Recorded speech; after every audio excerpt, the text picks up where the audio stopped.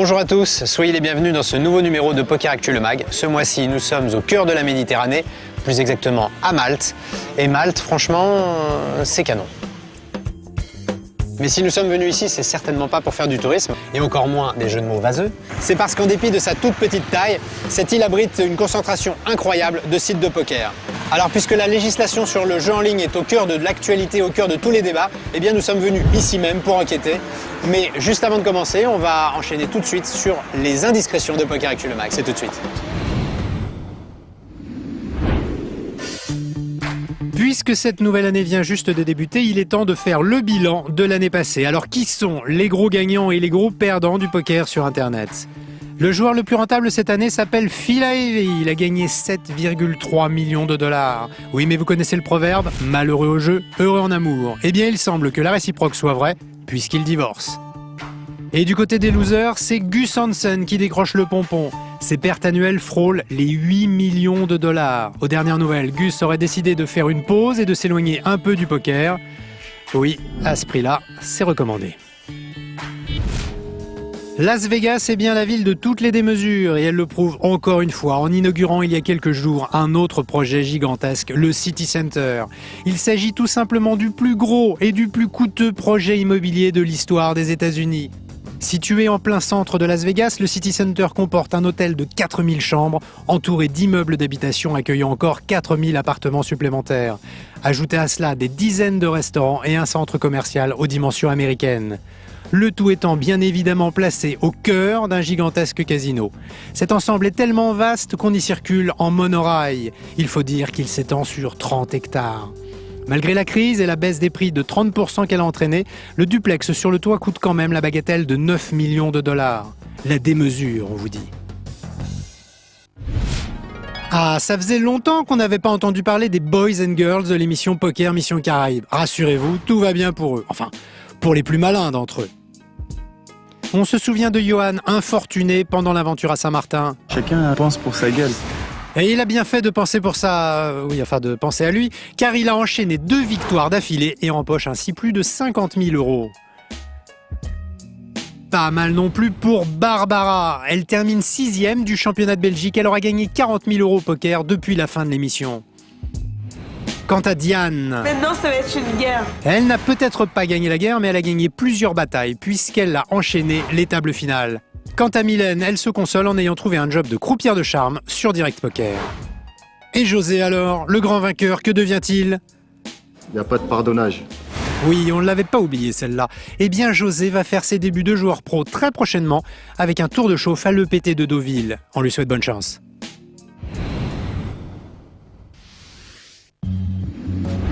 Nous allons ouvrir ce dossier sur les sites de jeux en allant à la rencontre du créateur de l'un d'entre eux. Il s'agit d'Alexandre Dreyfus. Alexandre, bonsoir. Bonjour Alexis. Alors pour les téléspectateurs qui ne sont pas forcément familiers de la situation actuelle, est-ce que tu peux nous faire un rapide résumé de la législation actuelle en France ? Il est aujourd'hui impossible d'opérer un site de jeu en ligne depuis la France, malheureusement. C'est pour ça qu'on est installé en Angleterre, à Malte ou ailleurs. On va dire qu'il y a une volonté politique, il y a une volonté d'une part des autorités européennes et maintenant depuis peu du gouvernement français d'ouvrir, de réguler le marché français. Et il va y avoir un système de licence qui va nous autoriser, on l'espère en 2010, alors on attendait janvier, maintenant c'est juin et pour être honnête je crois que maintenant on pense vraiment que ça sera entre septembre et décembre, qui va nous autoriser, nous opérateurs étrangers, à demander et à avoir une licence française pour opérer légalement. Petite précision, nous n'avons théoriquement pas le droit de faire de publicité sur le territoire français, mais les joueurs ont le droit de jouer sur des sites basés à l'étranger. Bon, on est bien d'accord qu'il y avait quand même une nécessité de légiférer. Il y a une nécessité de légiférer tout simplement parce qu'il y a une demande, il y a 500, 600, 700 000 joueurs, notamment de poker, qui jouent. C'est une réalité. Donc aujourd'hui, encore une fois, ce n'est pas une ouverture du marché, c'est une régulation et c'est plus un moyen pour l'État de collecter des taxes sur une industrie qui existe. Est-ce que tu as une idée du nombre de joueurs de poker online ? Maintenant, le nombre exact de joueurs français, on n'en sait rien. On considère le marché, pour donner quelques chiffres, on considère que le marché du poker en France aujourd'hui est compris entre 60 et 100 millions d'euros de revenus de ce qu'on appelle le produit brut des jeux. Pour nous, le produit brut des jeux, c'est ce qu'on appelle le REC, c'est ce qu'on prélève sur ce qui est brassé. Donc ça veut dire qu'il y a beaucoup plus d'argent qui est brassé par des joueurs français. L'un des points qui est abordé, c'est la fiscalité dans ce texte de loi. Elle est fixée à 2%. Est-ce que c'est quelque chose qui te semble raisonnable? C'est pas une satisfaction. Enfin, on a beaucoup fait de lobbying pour arriver à quelque chose. C'est une première étape. On espère qu'au bout de 6 à 18 mois, on pourra convaincre les autorités de réduire ça.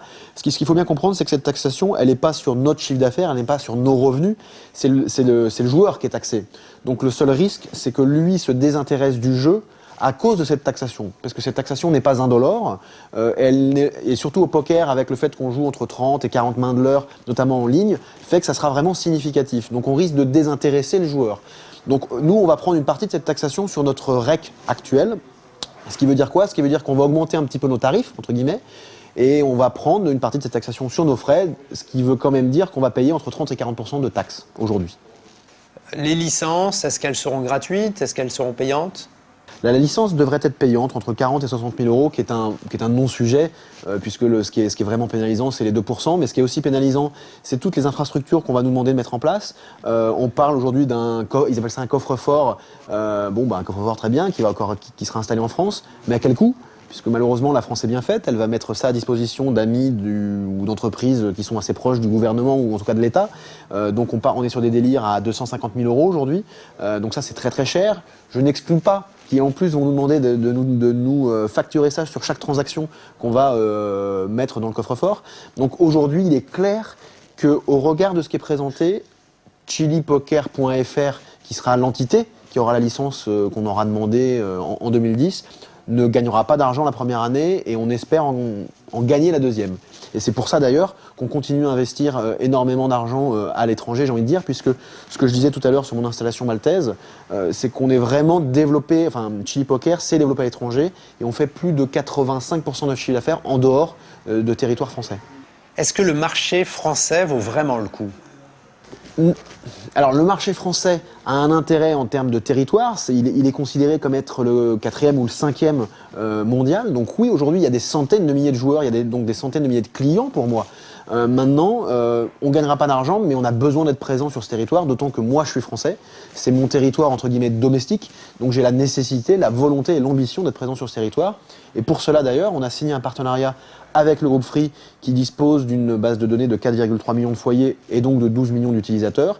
Et on espère rattraper le retard naïf, puisqu'aujourd'hui on ne fait plus de publicité malheureusement, ni dans les magazines français, ni sur les sites internet français depuis 18 mois. Donc on espère rattraper ce retard avec ce partenariat avec Free.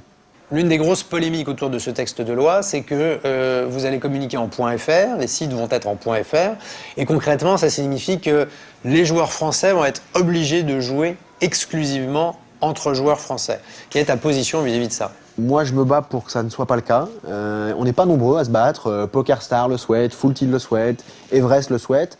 Après, il y a des sites qui ont une consonance un peu plus française, BetClick, Winamax bien évidemment, qui se battent pour profiter de l'avantage qu'ils ont aujourd'hui, qu'ils ont acquis aujourd'hui, et donc de profiter de cet avantage pour avoir un réseau franco-français. Moi, je trouve ça dommage pour les joueurs. Je trouve ça dommage pour les promotions et les tournois qu'on organise, puisque forcément les tournois seront moins intéressants pour les Français. J'ai envie de dire que la solution alternative à court terme, ça serait de faire des cash games français et des tournois internationaux.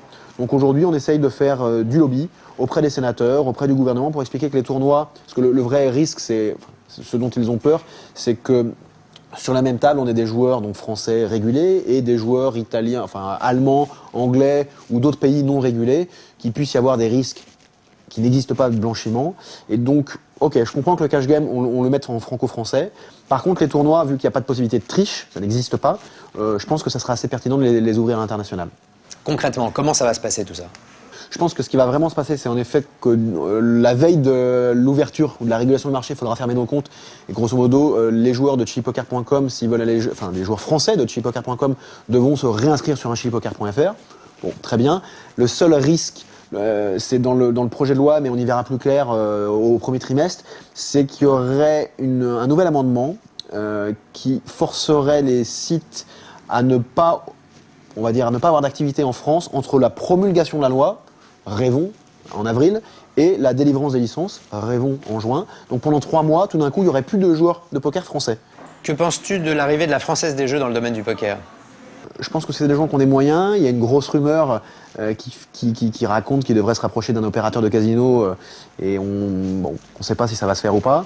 Ils ont les moyens, ils ont une vraie compétence marketing, sincèrement. Enfin, la Française des Jeux, tous les jeux qu'ils ont toujours inventés, Dédé, tous ces trucs-là. Enfin, je veux dire, ils savent développer des marques fortes, ils savent créer une adhésion à leur marque. Donc, je pense qu'en marketing, ils sont très bons.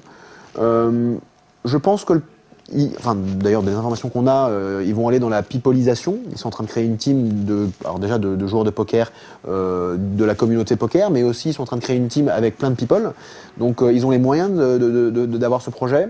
Donc d'une certaine façon, ils vont démocratiser le poker en France, parce qu'avec tout le marketing qu'ils vont générer, c'est des joueurs de poker qu'on va aussi pouvoir capter grâce à eux. Donc je suis plutôt positif sur leur venue, et de toute façon, ils seront dans le numéro 3. Merci beaucoup, Alexandre. Eh bien, merci Alexis. Nous allons maintenant suivre le parcours d'un joueur de légende.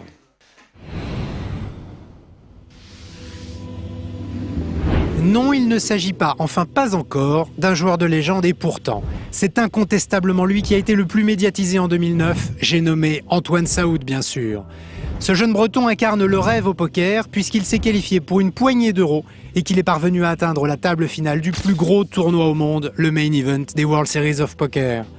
Avec son petit tapis et face à Phil Ivey, on ne donnait pourtant pas cher de sa peau. Et malgré tout, patiemment, il est parvenu à remonter, à tel point que la victoire était à sa portée.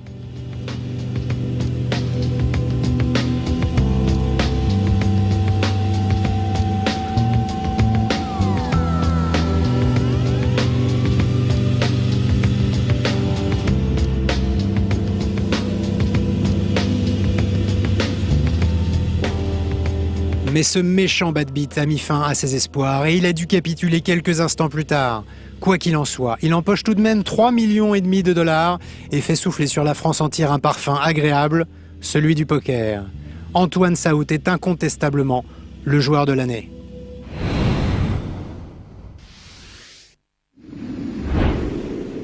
Alors la législation en France est assez restrictive, même très restrictive en ce moment. Comment on se débrouille pour communiquer dans ce contexte-là? Nous, on a essayé de mettre en place une stratégie avec les affiliés. Donc les affiliés, c'est des gens qui font de la publicité sur Internet. Donc on n'avait pas de gros budget de communication comme peuvent l'avoir certains de nos concurrents. Donc on a essayé de mettre des partenariats assez forts avec les affiliés qui représentaient le mieux le poker en France. Et c'est de cette manière qu'on a réussi à se faire connaître. Combien de comptes sont ouverts actuellement sur Chili Poker? Aujourd'hui, on en a 130 000. Alors qu'on explique un petit peu le fonctionnement, vous êtes ce qu'on appelle une skin, c'est-à-dire un habillage sur un logiciel commun. Et finalement, des gens qui sont venus de différents sites de poker peuvent se retrouver ensemble sur le même logiciel. C'est exactement ça. Donc on ne se différencie pas sur la partie technique, puisque tout le monde partage le même logiciel. Donc c'est-à-dire on se retrouve sur les mêmes tables, que l'on vienne de Titan Poker ou de Chili Poker, on se retrouve sur la même table à jouer. Et ce qui fait la différence ensuite, c'est le marketing, l'attachement à la marque et les promotions qui sont offertes aux joueurs. Et on essaye d'apporter une différenciation produit. Vous avez organisé le WPT à Marrakech. Est-ce que c'était une opération profitable pour vous? Et si oui, en quoi? L'opération en elle-même, elle est sûrement pas profitable pour Chili Poker, mais c'est aussi parce qu'on a envie de développer la marque dans son ensemble. Donc organiser un événement live, ça apporte de la crédibilité. C'est aussi quelque chose qui nous permet d'organiser nos propres qualifications sur notre salle et donc donner l'opportunité à des joueurs de remporter plusieurs centaines de milliers de dollars. Donc si l'opération en elle-même n'est pas forcément rentable, c'est après tout ce que ça construit comme marque autour. Alors vous ne communiquez pas beaucoup sur la presse spécialisée des joueurs de poker. Est-ce que vous n'avez pas peur que d'une certaine manière ça vous coupe de la communauté des joueurs de poker? Non, on ne l'a pas fait en fait jusqu'à présent, particulièrement en France, pour respecter la législation. C'est-à-dire que s'il y a des joueurs français qui viennent jouer sur Chili Poker, on les accepte. Mais étant donné que la loi n'était pas encore parfaitement claire, on a préféré pas communiquer avec des médias traditionnels ou des médias grand public, parce qu'on ne voulait pas se mettre en porte-à-faux par rapport à la législation française. Donc c'est quelque chose qui, dans notre stratégie, n'est pas apparu jusqu'à présent. Mais en 2010, dès qu'on y verra plus clair et qu'on saura ce qu'on peut faire ou pas, on va probablement se tourner vers des médias plus traditionnels. Quels sont, selon vous, les marchés qui représentent un fort potentiel de développement? Donc pour nous, on est relativement bien tourné vers l'Europe de l'Est. Donc la Hongrie, la Pologne, donc qui est un petit peu plus près de nous, on a aussi l'Allemagne. On a essayé les pays scandinaves, mais finalement, on n'a pas conservé ça comme un marché prioritaire. Et dernièrement, on essaie aussi de se tourner vers toute la partie hispanophone et également Portugal et Brésil, et donc avec toute l'Amérique latine, parce qu'on croit vraiment que c'est un bon relais de croissance pour nous, dans lequel il y a encore beaucoup de choses à faire pour le poker, et dans lequel le marché est en pleine croissance. Contrairement par exemple à la Scandinavie, qui est un marché mature et dans lequel il est beaucoup plus difficile de rentrer. Dans quelle mesure on peut présager d'un tassement de la clientèle poker en France? D'après les dernières études que j'ai pu lire sur le sujet, on peut espérer d'ici 2012 encore une augmentation de 30%. Donc il y a encore une belle marge de manœuvre. Par contre, en comparaison sur le marché UK, donc le marché du Royaume-Uni, en 2009, il y a un tassement de 7% là, qui est annoncé. Donc comme c'est un marché beaucoup plus mature que le nôtre, ça peut présager de ce qui peut se passer dans quelques années en France. À partir de 2012, les projections ne sont pas très fiables, donc il faudra voir comment ça se passe vers 2012-2013, par là. Il y a une concurrence très féroce dans le milieu des sites de poker online. Comment on fait pour s'en sortir quand on est le dernier arrivé sur le marché et pas forcément le plus gros? Donc on a essayé d'être un peu plus malin et essayer d'investir dans des domaines qui n'avaient pas forcément été exploités. Donc ça s'est passé par exemple en offrant des outils que personne n'avait encore offert. Donc Chili Stats par exemple, qui permet aux joueurs de contrôler leur activité poker, de voir exactement ce qu'ils ont fait, ce qu'ils ont gagné ou perdu par exemple depuis la période qu'ils ont choisie. On leur a également donné la possibilité de faire des challenges qui ne sont pas basés sur la quantité qu'ils jouent mais sur la qualité de leur jeu. Donc si vous faites des bons résultats, vous êtes récompensé pour ça. Et la dernière chose, c'est qu'on a essayé aussi également de placer vraiment le client au milieu de notre support client. C'est-à-dire qu'il y a beaucoup de sites qui ont des très bons produits, mais qui ont un service client qui n'était pas forcément compétent, au moins autant que les joueurs de poker l'espèrent, parce que c'est des gens qui sont assez exigeants. Donc c'est vraiment quelque chose qu'on a essayé de mettre au centre de notre stratégie. Merci beaucoup Séverin. Merci Alexis. Nous allons maintenant suivre un coup de poker de légende.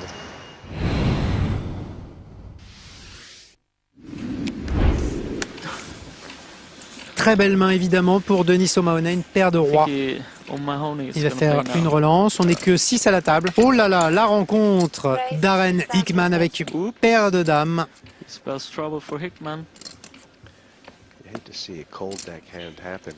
Incroyable cette rencontre, les rois contre les dames, ça peut faire très très mal.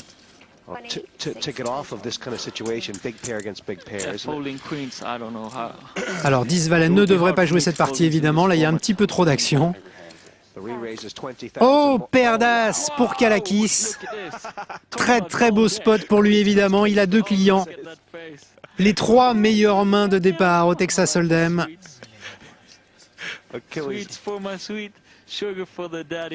Ah, et puis regardez sa tête. Il est torturé ce joueur, manifestement. Il est triste.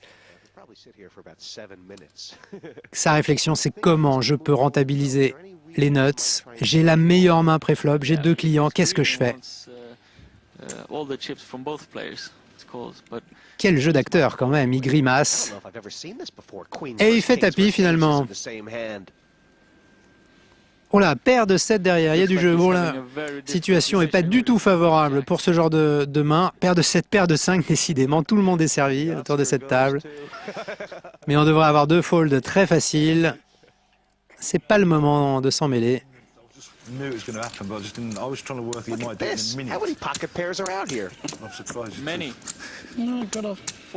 Allez, ça passe évidemment. Et retour à O'Mahony avec une paire de rois.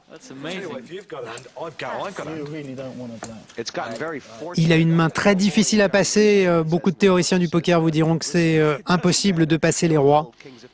Et pourtant, ça serait ici la bonne décision. Généralement, quand on a la chance d'avoir 2 rois en main, ce qu'on veut, c'est qu'il y ait autant d'actions autour de la table.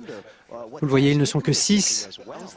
Donc il y a un degré d'agressivité en plus par rapport à une table pleine. Et avec ces rois, il devrait être très content. Et c'est pas le cas, hein. On sent qu'il est un petit peu nerveux là, O'Mahony. Alors, est-ce qu'il a détecté quelque chose chez Kalakis?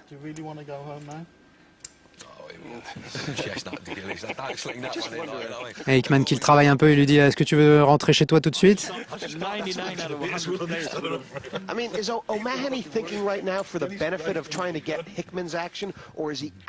Et il passe sa paire de rois. O'Mahony, un fold exceptionnel.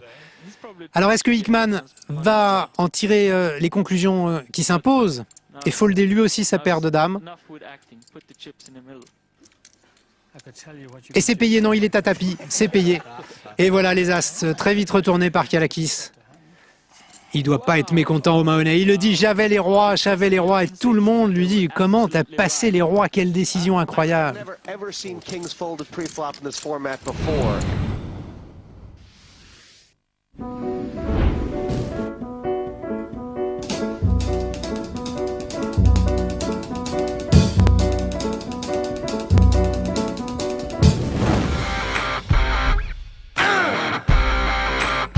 Donc Party Gaming s'est retiré toutes ses activités, que ce soit poker, casino, etc. On ne pouvait plus s'inscrire.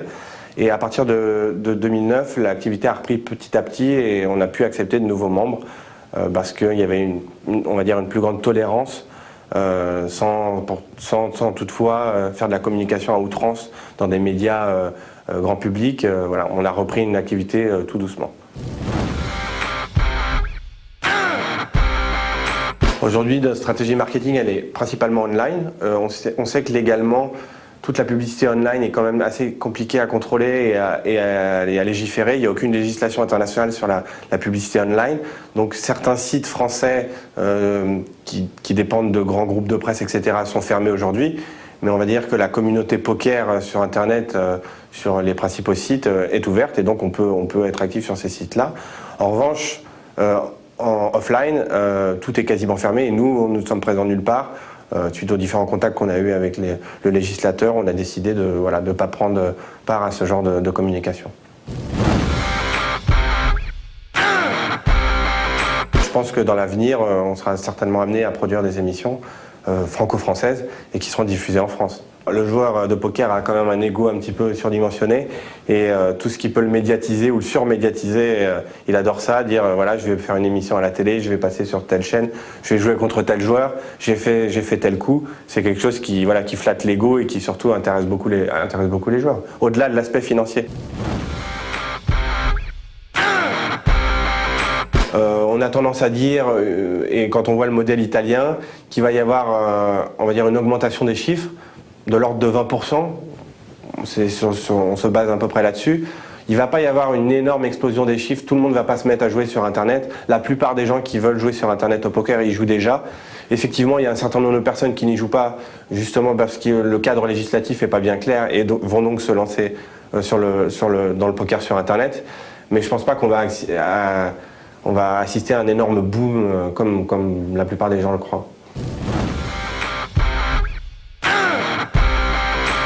Alors l'ouverture d'un marché, quel qu'il soit, ça augmente le nombre de concurrents, mais au fur et à mesure du temps, on sait que l'offre va se réduire et qu'on a l'expérience sur les différents marchés, notamment l'Italie, où au fur et à mesure, il y a de moins en moins de sites et les gros survivent et les petits se font manger. Il n'y a pas la place pour 50 sites dans un pays. Déjà, je trouve qu'il y a une offre assez large en termes de poker. Donc je pense pas que tout le monde va survivre, clairement. Je pense que l'ouverture du marché du jeu en ligne en France va permettre aux casinos de relancer leur activité. La plupart des sites de poker online vont vouloir créer des tournois réels, en live. Et dans le cadre français, on peut organiser des tournois de poker uniquement dans les casinos et dans les cercles de jeu. Donc je pense qu'au-delà du fait qu'ils vont chacun développer leur propre site, qui est pour moi une semi-erreur, je pense que l'ouverture du marché va leur permettre d'avoir de nouveaux clients entre guillemets et les sites vont être les premiers fournisseurs de clients pour les casinos en dur. Donc ça va relancer leur activité clairement.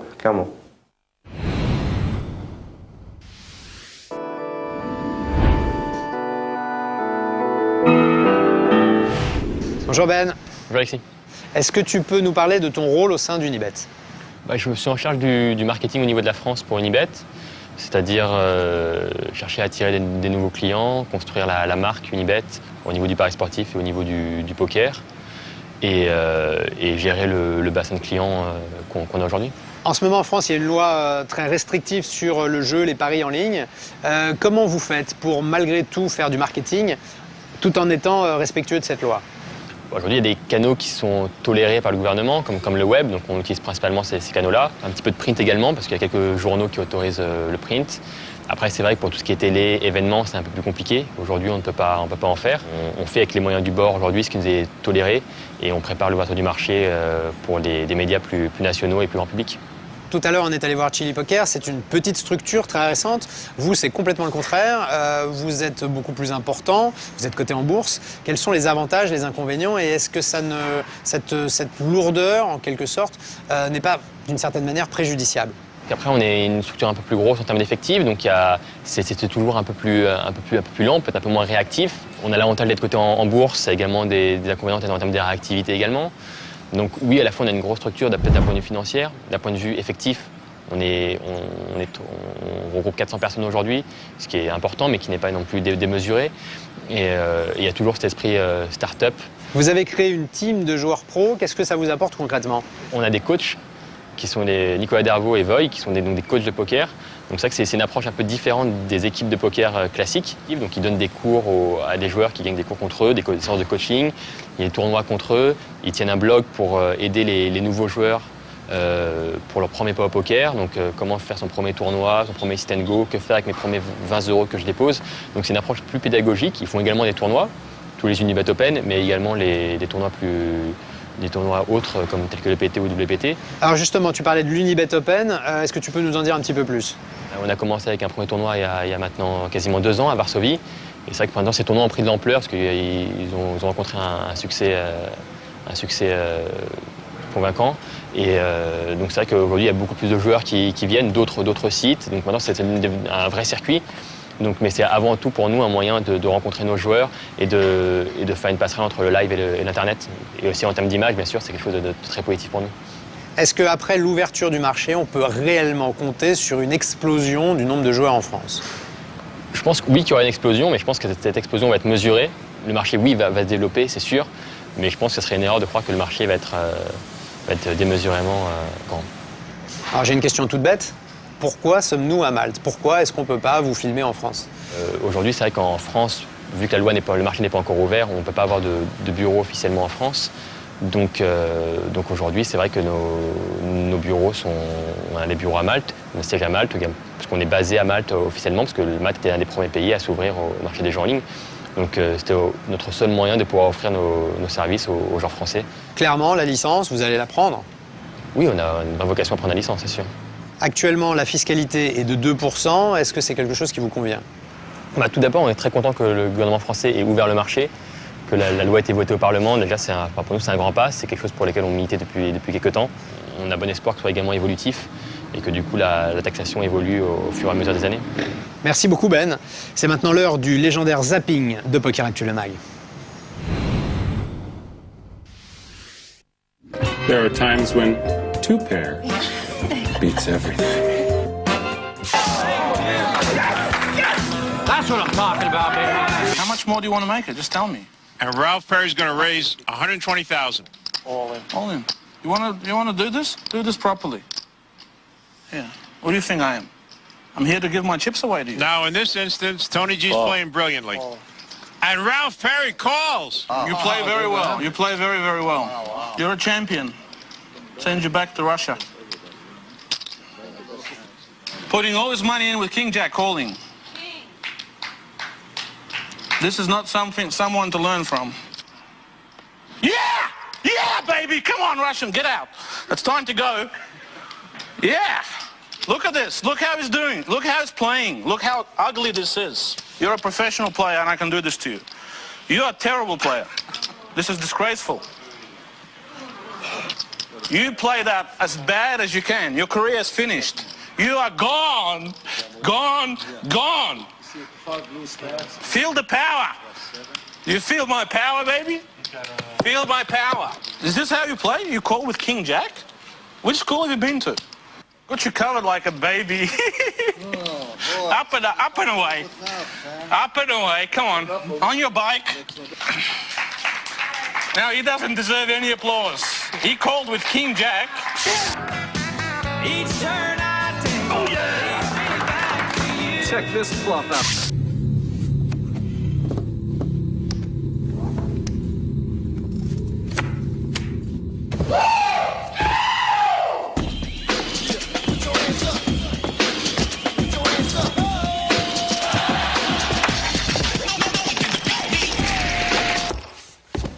Well, when a guy gets up in your face like that, you got to tune him out. He's not thinking about the next hand. You should be. Voilà, notre petite aventure maltaise s'arrête ici. On se retrouve évidemment le mois prochain. À bientôt.